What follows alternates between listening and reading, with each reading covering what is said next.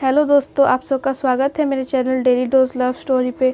So guys, मैं आ चुकी हूँ एक नई वीडियो के साथ। तो अब मैं स्टार्ट करती हूँ मेरी आज की कहानी। ये कहानी है एक बेबस दीवाने की।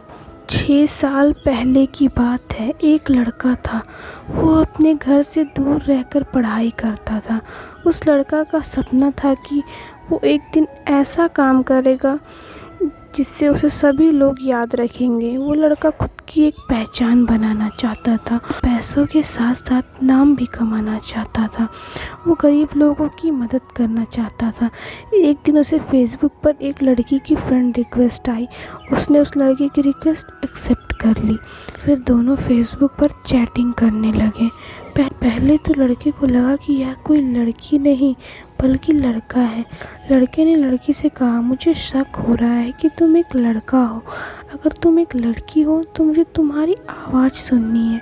मुझे फ़ोन करो, मैं तुम्हारी आवाज़ सुनना चाहता हूँ।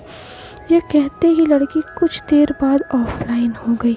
फिर एक दिन अचानक लड़की ने लड़के को कॉल किया और कहा, पहचाना मुझे? लड़के ने जवाब दिया, नहीं, कौन हो तुम? लड़की ने फिर से कहा, मैं वही लड़की हूँ जिससे तुम फ़ोन पर बात करना चाहते थे। लड़के ने लड़की को पहचाना और कहा, अच्छा तुम वही लड़की हो, मुझे माफ़ कर दो, मैंने तुम्हें एक लड़का समझा। लेकिन लड़की ने कहा, कोई बात नहीं। फिर वे दोनों फेसबुक पर चैटिंग करने लगे। ऐसे ही सालों तक दोनों की बातें होती रही और दोनों एक दूसरे से बहुत प्यार करने लगे। लड़की सभी से बहुत अलग थी। वे अपने घर वाले उस लड़के के अलावा किसी से भी बात नहीं करती थी। दोनों एक दूसरे से बहुत प्यार करने लगे, लेकिन कभी कभी दोनों की लड़ाई भी हो जाती थी। लड़की सभी से बहुत अलग थी। वो अपने घर वाले और उस लड़के के अलावा किसी से भी बात नहीं करती थी। दोनों एक दूसरे से बहुत प्यार करने लगे, लेकिन कभी कभी दोनों के बीच लड़ाई भी हो जाती थी। लड़की जब कोई गलती करती तो लड़का उसे डांट देता, फिर वो लड़की रोने लगती, फिर लड़का उसे मनाता था। लड़का हमेशा लड़की से कहता था कि अगर मेरी वजह से तुम्हें कभी भी कोई तकलीफ़ हो और अगर मुझसे दूर रहकर तुम्हें खुशी मिलती हो तो फिर तुम मुझे छोड़कर चली जाना।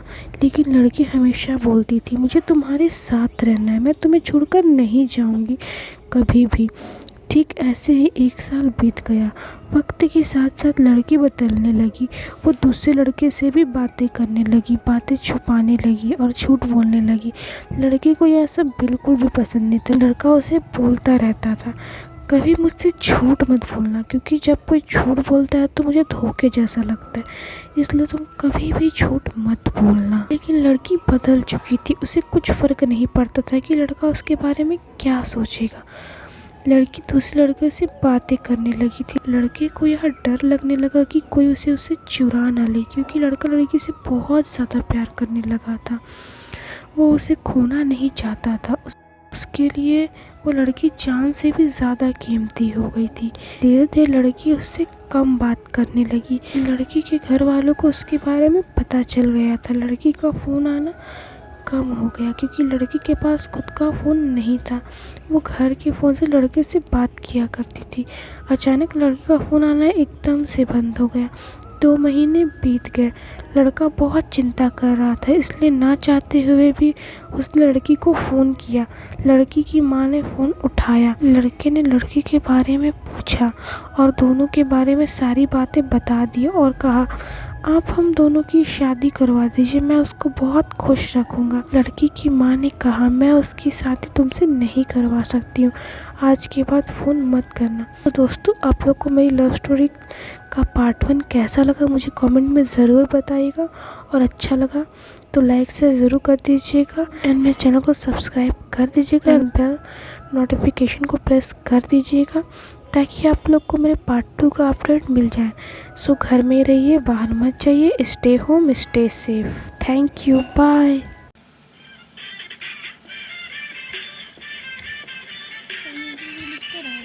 म्यूजिक कैसे मिक्स कर रहे हैं?